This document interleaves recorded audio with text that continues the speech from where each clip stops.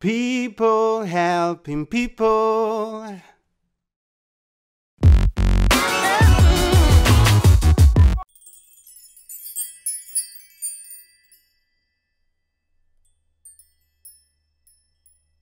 Now, the title of this video might sound a little bit rough, but it is actually very accurate. Because the topic is very serious, and unfortunately we have to deal with Greg.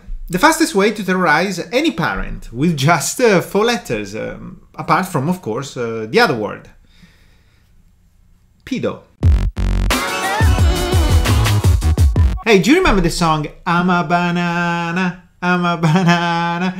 Pretty catchy, but don't get fooled. Because underneath that clownish costume, there is a very disturbed child who believes that by insulting you, he can cure or treat your mental illness. Greg is like Alex Jones's product line at infowarsline.com. He's like these miracle pills that can cure you from cancer, abdominal pain, gut problems, hair loss, muscle pain, and so on. Yes, this rectal suppository impersonator believes that by insulting your mental problems, he can cure you from depression, anxiety, personality disorder, eating disorders, and so on. Yes, psychologists, you suck. You got it all wrong all this time. The secret to treat mental illnesses is to insult all those wackos out there.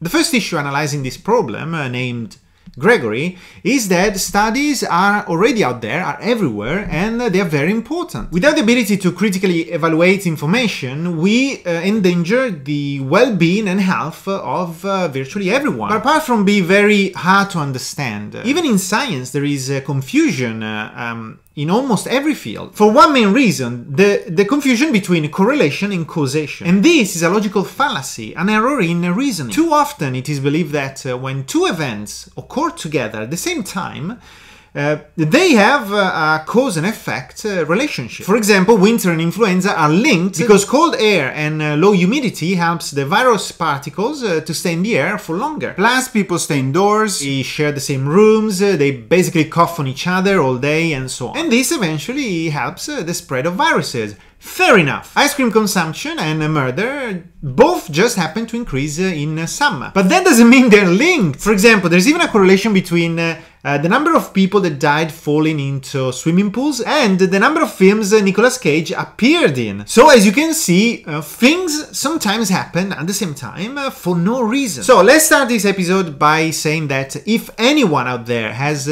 felt better after watching Onision, it is very likely they would have felt better with any other video or any other activity anyway. Because correlation does not imply causation. Just because Gregory has a couple of teenagers saying, oh, you saved me from depression, it doesn't mean he's a nice person. It doesn't even mean he has done or doing something either. It literally means nothing. Gregory loves asking his followers things like retweet if my blunt honesty helped you with self-harm or body image. Retweet if I helped you with an eating disorder, self-harm, or helped improve how you feel about yourself in general. Thank you. Retweet if Onision videos have helped you with body image issues. Like if Onision videos have helped you stop cutting. I want to be a more positive influence in the lives of others. I've helped thousands, but I can help more. And often he talked about his Twitter polls as if they really meant something, as if those results had any validity, which is an insult to science, and it's very childish, which makes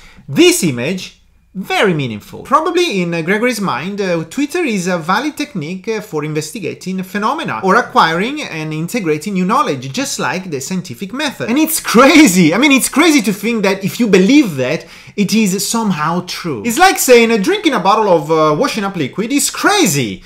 So I'll drink just a half of it. For example, what this tweet personally shows me is that out of 367,000 people, only 2,500 people retweeted his message. I will not count the likes because people obviously can do both, retweet and like. So we have to assume that the smallest of the two numbers is the most accurate one. 2,500 people is equal to less than 1% his number of followers. So let's see. According to a survey conducted by Mentaline.com, 34% of teens have admitted to lying about having a mental illness, like eating disorder, depression, addiction, and self-harm simply to seek adults' attention, look cool, and emulate celebrities. So now that 1% becomes roughly 0.6%. Now, this 0.6% is without those people that were self-diagnosed, wrongly diagnosed, or not diagnosed at all. But today I want to be generous with Gregory to show you that even 0.6% scientifically means nothing. But what about statistically? Does this number mean anything?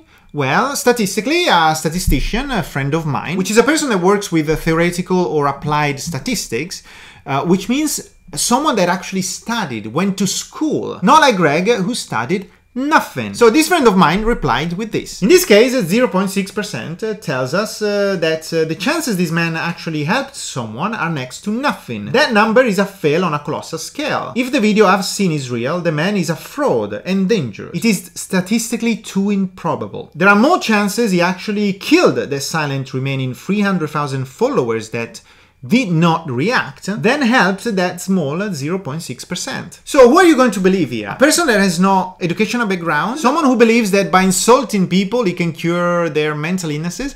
Or numbers? With Gregory, it's like the game of telephone. His words, his sentences get distorted at every step. But his audience goes even further. They believe his claims and spread them like a virus. If your mental advisor is Gregory, your mental issue is actually the least of your problems. Many times Gregory demanded from us 100% accuracy with meticulous attention to details. For example, we have heard him saying over and over again things like, give me the name, what title, what video. And at this point I know Gregory, you're watching and probably thinking, oh, when did I say that? Well, it is time we start demanding the same accuracy from him. So Gregory, you told us that you have helped thousands of people, which means more than 1,000. What's that number exactly? 2,000? 3,000? 4,500?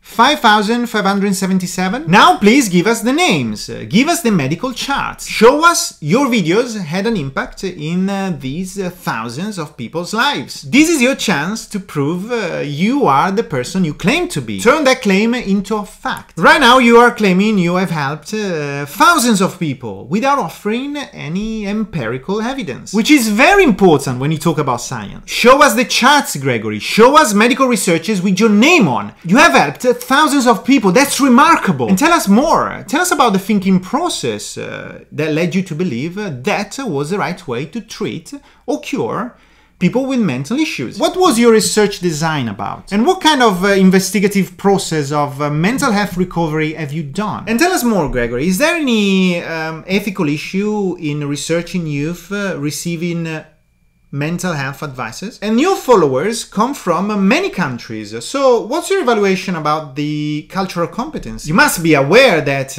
whatever works in the US doesn't necessarily work in the UK, Japan, Italy, Germany, or India. And can you give us the names of these professionals that have looked into it and determined that your videos, you have helped their patients to recover?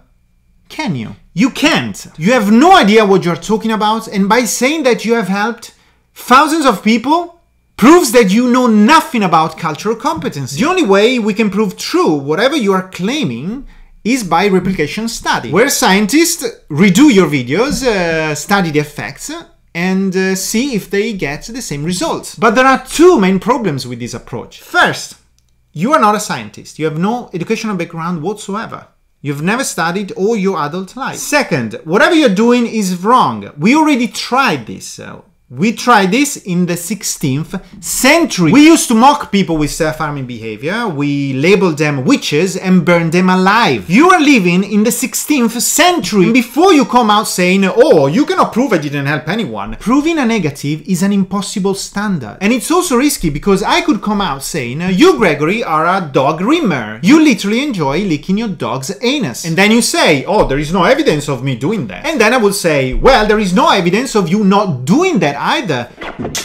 Now I'm gonna show you what the scientific community tells us we should do if we want to help someone who self-harms. How to help someone who self-harms? Supporting someone who self-harms can be tough. You may find it difficult to understand why they do it and find it upsetting and distressful. Here are a few tips for helping someone who has harmed themselves. Number 1. When you talk to the person, try to be calm, open and honest. Try not to be judgmental, shocked or take their behavior personally. Try and see the situation from their point of view and understand why they engage in self-harm. Number 2, let the person know that you support them and listen to them express their feelings. Number 3, help the person make a plan about what to do when they feel like self-harming. This will help the person feel supported, safe, and more in control of their situation. Number 4, encourage the person to get support from health professionals like their GP or a mental health professional and offer to go with them to their appointments if they are scared or uncomfortable. Number 5, don't forget to look after yourself. Helping someone who self-harms can be draining and upsetting, so get support and look after your physical and emotional needs too. As you can see, there is nothing about mocking, ridiculing, telling people they're stupid and so on. So who is wrong here? The science community or this man?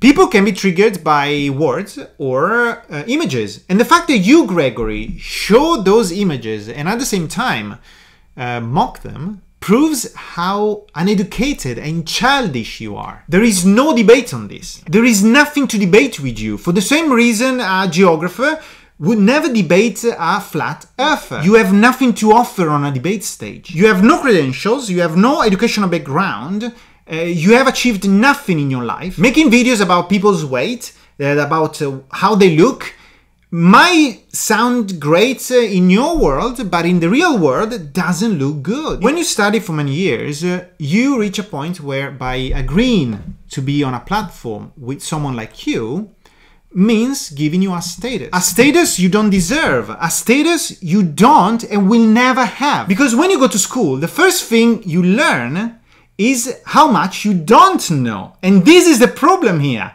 You believe you know everything. Again, whoever is watching out there, do not debate this child, ever. Call him out every time.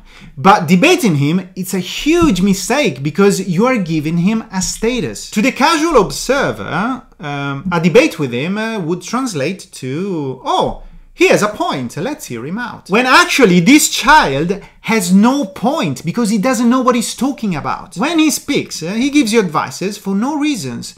Or maybe he's driven by some obscure instinct. Just like when a cat sits inside a box. What are you doing, Gregory? I don't know. I have no idea. I'm just sitting inside a box.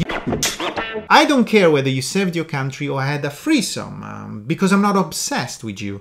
I really don't care about your private life. And I don't care you saying in a video that you have deleted that I look like a terrorist. That speaks volumes about yourself, about the obsession you have with image, which makes you very shallow and racist. I only care when something you do or say might hurt someone else. The best things for everyone, Gregory, is to let adults and professionals dealing with issues they have studied for decades, while you just do us a favor.